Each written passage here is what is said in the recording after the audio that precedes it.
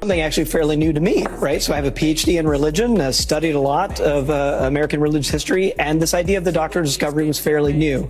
So what it is it's a set of 15th century Christian doctrines that were designed to answer the problem of what do we do with all these people we've just encountered in these lands that we didn't know about, right, in the 1400s.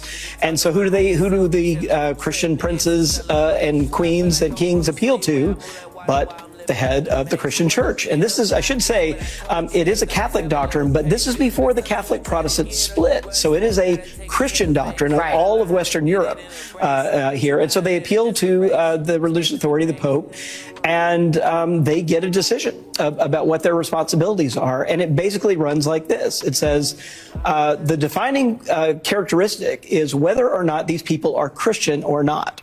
If they are not Christian, and if they are not already subjugated by a Christian power, then they essentially have no human rights. And it goes on to explicitly spell out that they have the right to occupy, conquer, kill, steal their goods. And then this phrase is literally in the document, you know, some of these still ring in my head, and to reduce their persons to perpetual slavery.